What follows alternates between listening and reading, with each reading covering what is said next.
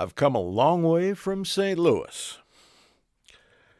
And once we start incorporating music into this almost brand new podcast, narrowcast, better term for it here on YouTube. Once we've been able to incorporate some music, we'll probably use that tune as the opening theme. Maybe by Perry Como. He had a big hit with it in 58 or 59, and Della Reese as well. But dozens of people have recorded the tune. And if I could sing, I'd do so myself, because it certainly is reflective of what I'm all about. Started in St. Louis, born and raised there. Oh, I'm Bryan Styble, by the way, the radioactive guy with the Radioactive Take here on YouTube. And what we're trying to do, as our tagline would suggest, it's news and commentary, old school style, from Xanadu in Florida. That's the name of this condo not the name of the condo community, just the name of my condo right here. And we've got a little studio we've built up here, added a mic flag, and a somewhat less amateurish appearing marquee than we had with our opening narrowcast. This is only number 2, and we intend to do it for a long time. We'll see if it catches on, and even if it doesn't, I just love being on the air. I was explaining that in the premiere narrowcast yesterday.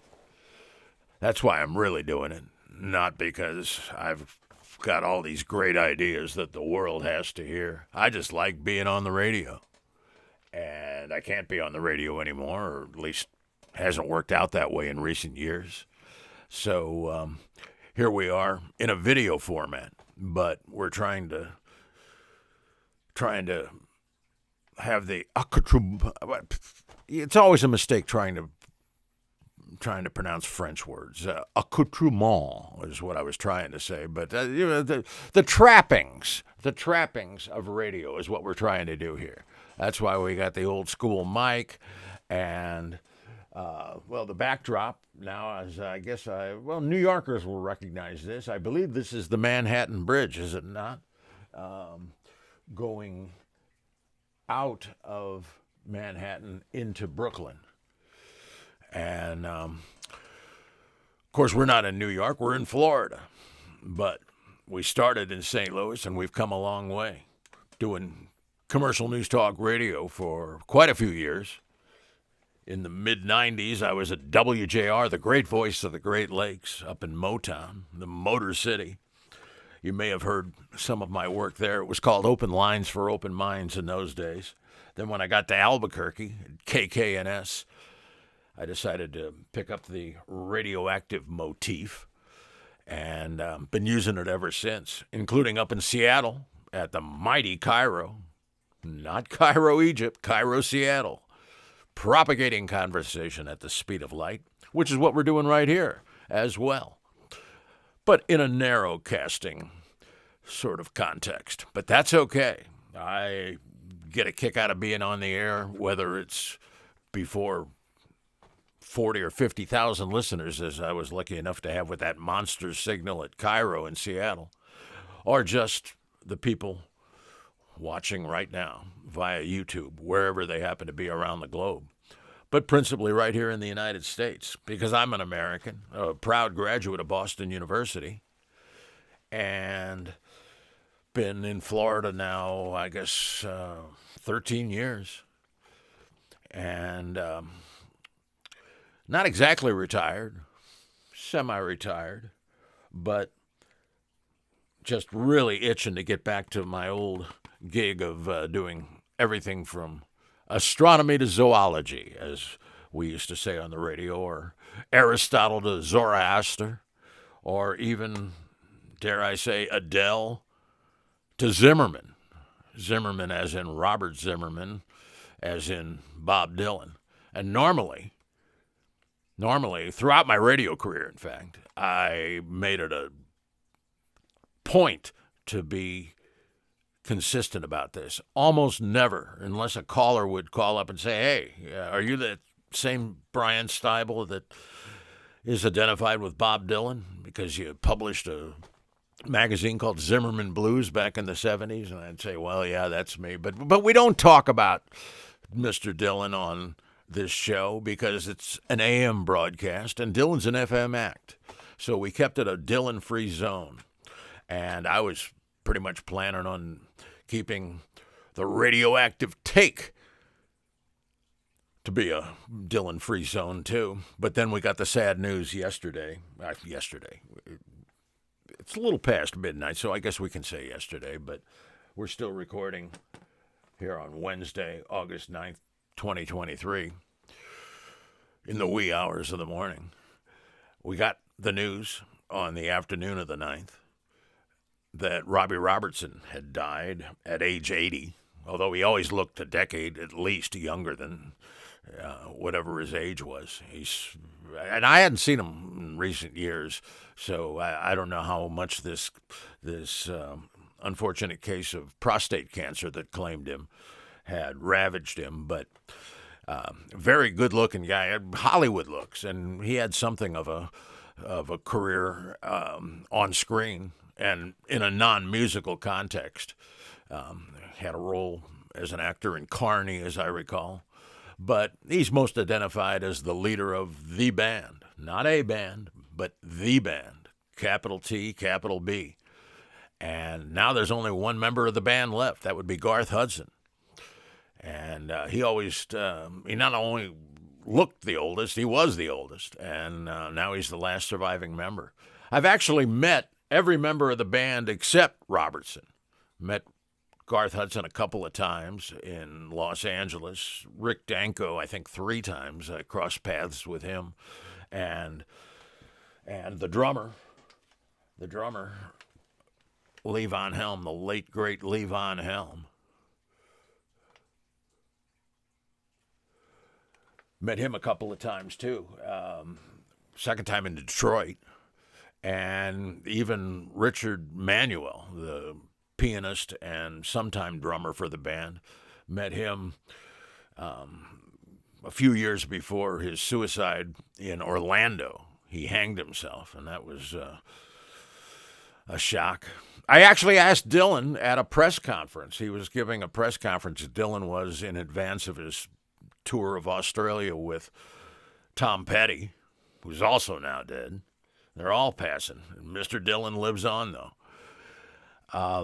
But I asked Dylan at this press conference what his reaction was to Richard Manuel's suicide.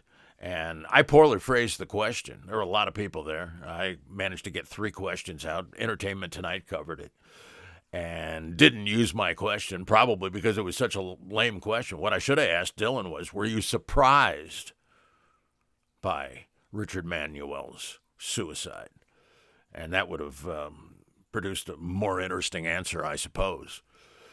Haven't heard any reaction from Mr. Dylan regarding Robbie Robertson's death on Wednesday, but I'm sure there'll be a tribute. They were associated for the longest time. They were unknown Canadian musicians, the band were. And actually, they weren't called the band. They were Ronnie Hawkins and the Hawks. And for a while, the Crackers, I guess. And then they settled on the band.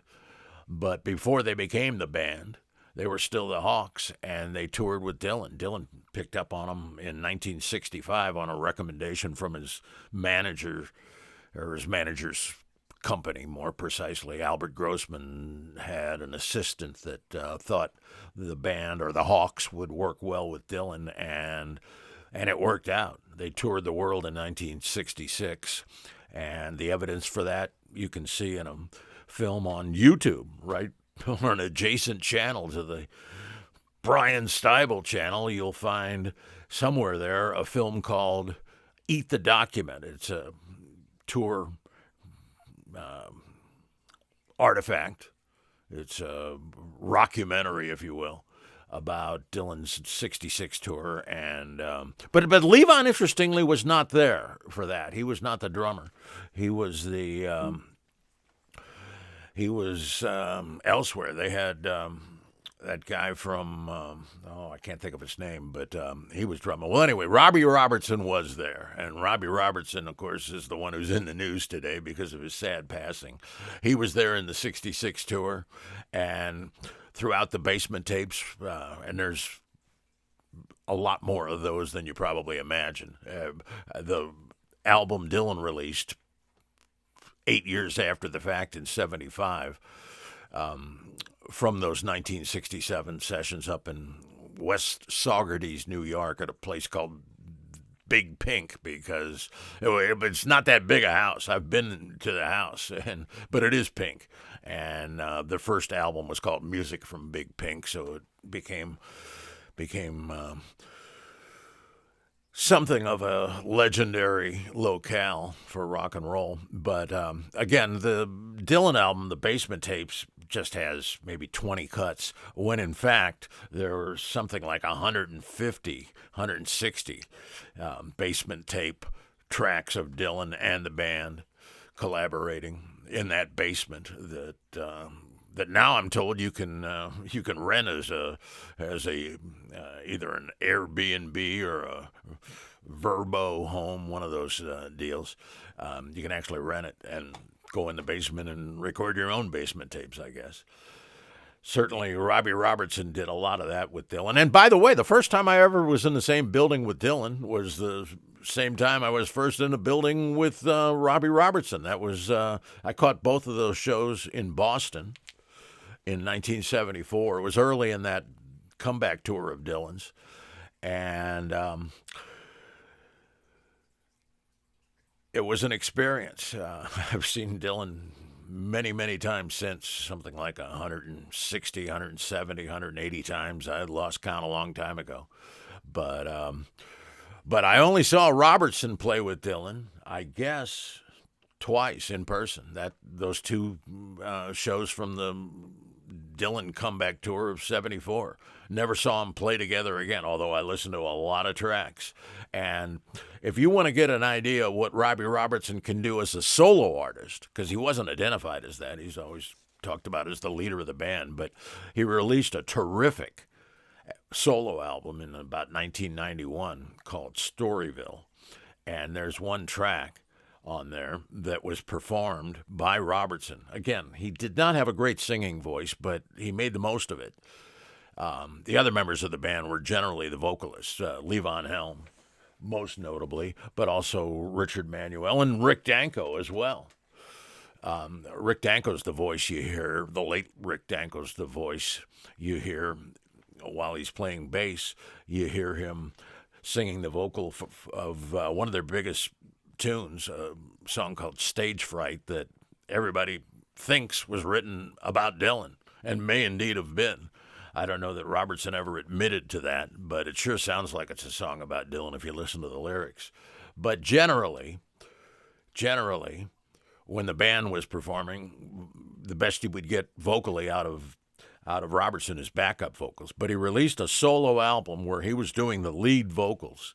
And there's one track called, I believe, Shake This Town, that's on that album, that he performed live on the old Letterman show, not the CBS show, which I was never a big fan of. I loved the NBC Late Night with David Letterman, but I thought he lost a lot of his edge, and a lot of his comedic brilliance was no longer on display when it was late night, I guess. Late show with David Letterman from the Ed Sullivan Theater. But Robertson appeared on the old NBC show from 30 Rock, and you can find this on YouTube. It's called Shake This Town, and what's remarkable about it is not only does Robertson really nail the vocal without having a great voice, but he made the most of it. But he has the band, and it's not the band, it's his backup band, including, I want to say Waddy Wachtel, I think, was in that band that he assembled for the album Storytime, or Storyville, excuse me. And when he performed on Letterman, he had a whole cadre of musicians, and they were all dressed up as if they were one of those street bands down in New Orleans. Well, Storyville is, I gather, a section of New Orleans. And a number of the songs on the solo album by Robertson have to do with New Orleans. So the point is, on the Letterman show, the old Letterman show, after he's finished performing Shake This Town, they all march out, led by Robertson. They march out of the studio, and it's quite a spectacle, and it's available on YouTube. As soon as you're done watching this, and I hope you're not done yet, because I'm not quite done, even though we're already, a few minutes into it. And we're going to have to pretty much hold over to future narrowcasts the various items I had on the rundown, because, this Robertson news is pretty important to those of us who care about music in general and rock music in particular. But the thing is that Robertson will be missed, and he'll long be remembered, and he's available to you, not just on YouTube, but you want to hear his lead guitar work on an acoustic guitar, backing up Dylan in West Los Angeles at the Village Recorder, a studio I've been in, and so is Led Zeppelin. They've got one of their albums has the mural on the side of the building. I think it's called The Death of the Los Angeles Freeway or something like that. You've probably seen that album cover. It's achieved something like iconic status by this point. In that same studio, the Village Recorder, very small. There's only 2 studios inside the building. A lot of recording studios will have 3 or 4, but this one's just got 2, and they're not very big.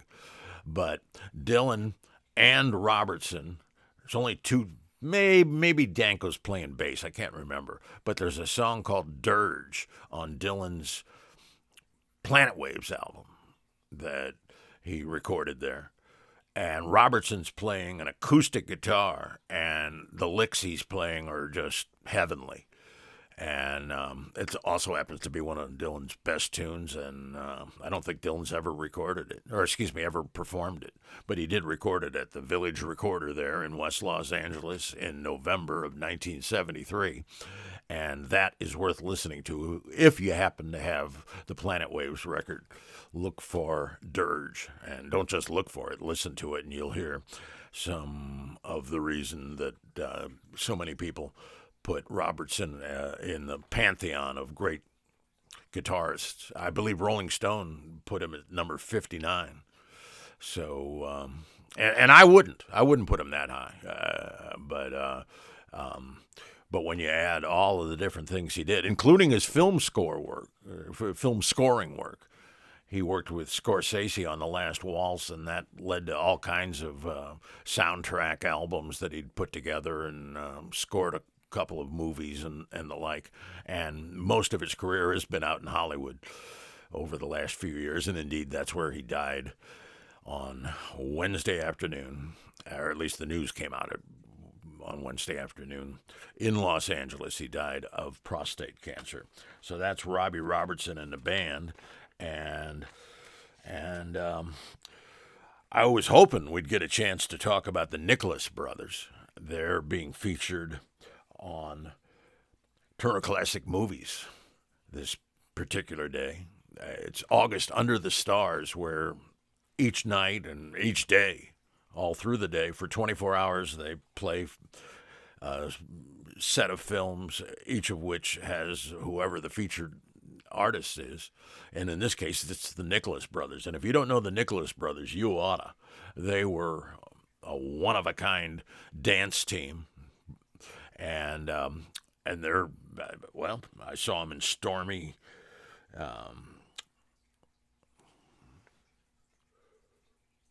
What am I doing? I'm looking at the wrong thing here. I was looking at my Robertson notes. Stormy weather. saw him in the Stormy Weather and also in Sun Valley Serenade with Milton Berle, who I've also met. And I've got a couple stories to tell you one of these narrowcasts about Milton Berle.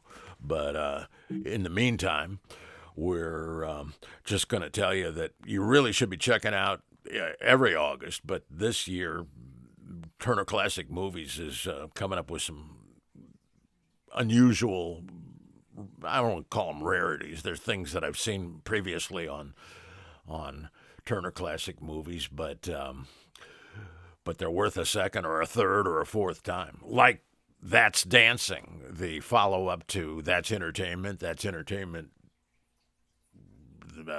Next Generation, or whatever the second one. I think it was just called That's Entertainment 2. And then That's Entertainment 3 was a largely dance-oriented one, but then they came out with That's Dancing, I do believe, unless I'm conflating those. I don't think so. In any case, I was watching Eleanor Powell, who is also hanging on my wall, just like we've got Levon Helm up on the Xanadu Hall of Fame. I've got Eleanor Powell as well, who's my favorite female dancer. Male dancer, probably got to be Fred Astaire, I guess. But in any case, we saw That's Dancing and Stormy Weather, and the Nicholas Brothers are in all of them. And nobody could do the splits like the Nicholas Brothers.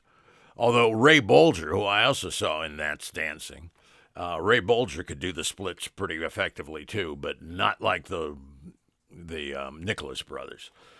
And if you get a chance to check out any film that they're in a lot of films. They didn't star really in any films, but they would be featured with their kinetic style of dancing, jumping around, sliding, doing all kinds of effectively acrobatic moves, incorporating into their dances. And also as the senior of the two Nicholas brothers, they're both dead now, but TCM runs interstitial programming, and they've got an interview with the elder brother.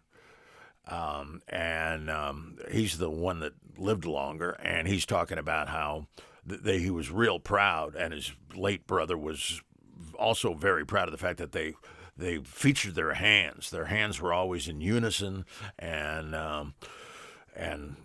well, when you're looking at a dancer, you're not usually looking at the hands, but you'll want to look at the hands when you're watching the Nicholas Brothers.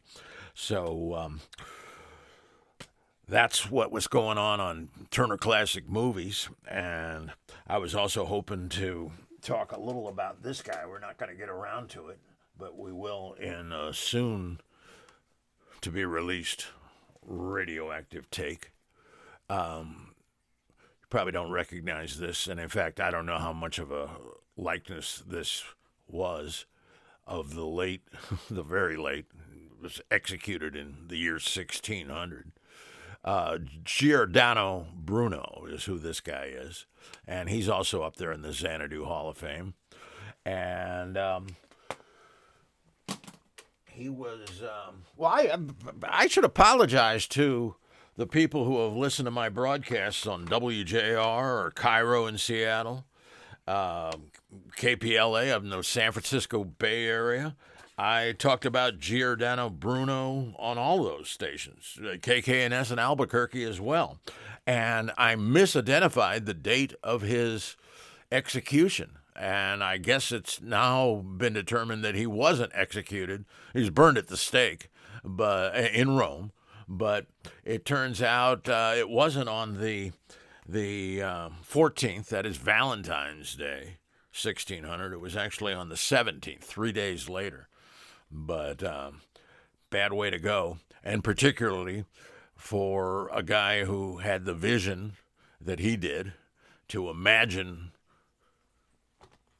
other star systems out there, other planetary systems, and even imagining the possibility of other types of intelligent life in the universe. This in the Middle Ages, late Renaissance, I guess, 1600, but for such visionary views that turned out, or may, if we ever find out about intelligent life elsewhere in the universe, he'll turn out to have been correct. I happen to believe that. I happen to believe there's a strong likelihood that we're not alone. And we'll be talking about that on future editions of the Radioactive Take, I promise you.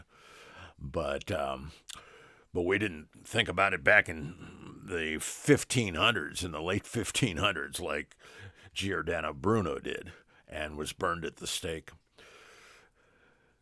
in retribution. That's not a proud moment for the Catholic Church. I think we can all agree. He was a clergyman himself, by the way, Bruno was. But the reason I bring him up, aside from this historical interest, and that would be reason enough, but the reason I bring him up is because we want to talk at regular intervals on this broadcast about faith in general and religion in particular. And the reason is because, well, there's a bunch of reasons, but most principally it's because religion is philosophy. And I'm very interested in philosophy, interested in philosophers. We'll talk about them. We'll quote them on this broadcast. Hopefully not misquote them. And I also want to talk about faith because I sometimes had to deny on the air suppositions by listeners, callers to my programs, who said, come on, you're an atheist. Why won't you admit it? And they were right to be suspicious about that, because if I was an atheist, I would be a little reluctant to admit it to a talk radio audience. But I'm not an atheist. I am what's known as an agnostic, and particularly militant agnostic, I might add. And we'll explain all of that. And I do wear the Star of David because I am legitimately, according to the Society for Humanistic Judaism, it's a little out of whack here, my pendant. This Star of David is reflective of the fact that I converted in 1999 in Chicago through the Society for Humanistic Judaism, which is a very interesting movement that's worldwide, something like 200 temples, including a couple in Israel. And that's the last time I checked. It's gone through a lot of growth since, so there may be a lot more. But the Society for Humanistic Judaism is mostly atheists, and indeed the Rabbi Friedman in Chicago there, who I converted through, he is an atheist. But I'm one of the... I've been to Society for Humanistic Judaism functions in 4 or 5 cities, I guess, over the years. And generally, I'm about the only agnostic that is at one of their services. It's mostly atheists. And that's another reason why a lot of people suspect I'm an atheist. But I'm not. I'm a militant agnostic. And we'll explain that on another edition of the Narrowcast. And this one's gone on about as long as it needs to go. Like that song, I'm not from St. Louis, or I should say I am from Missouri, but I'm from St. Louis, not Kansas City, so I'm not going to launch into that tune, everything's up to date in Kansas City. They've gone about as far as they can go. But this Narrowcast has gone about as far as it can go, so or as far as it should go, I should say, because we're going to try to keep these brief, and I think we're already probably up around 15 minutes, maybe even 20. But Robbie Robertson deserves the tribute, so I can't apologize for talking in detail about him. And again, look for that David Letterman video on YouTube, right here on YouTube. And it's called Shake This Town. And don't turn it off before the end, because you got to see him march out with the tuba player and a guy in a full Indian headdress and all the rest. Anyway, that's what the Radioactive Take is for this being Nagasaki Day, 78th anniversary of the nuking of Nagasaki. And we were going to talk a little about that, maybe a lot about that, but the Robertson news got in the way. So that's pretty much the long and the short of it. And we'll be here tomorrow, and we'll be here every Monday through Friday doing our radioactive take on not just politics, but the arts and anything else that comes up in the realm of discussion. And we're just thrilled that you're out there viewing wherever you are. And we also should highlight our Gmail address. There you go. I'll get better at handling the marquee here. And we remind you, it's news and commentary, old school style, just like we used to do it, or they used to do it on the radio. No, it was we. I did it on the radio, old school, back in the 80s and 90s, and even early in this century. But very few people are doing talk radio the way it used to be done. Ever since the 90s, it's been all ideological, all politics, or mostly politics. And even the guys that like to get away from politics still feel obligated to do the political thing. And that's why, well, that's why I'm not on the radio anymore, because I'm from a different generation of talk radio practitioners, and we're trying to bring back the ambience of a radio show. And that's why we got the mic flag, and that's why we got the big mic, and I guess that's why I got the big mouth. So, Bryan Styble, thanking you for viewing the Radioactive Take. We'll be here tomorrow, and then on Friday as well. Then we'll take a couple of days off and start up again on Monday. But in the meantime, we thank you for your viewership, and we hope to hear from you at radioactiveseattle@gmail.com. Over and out from Florida.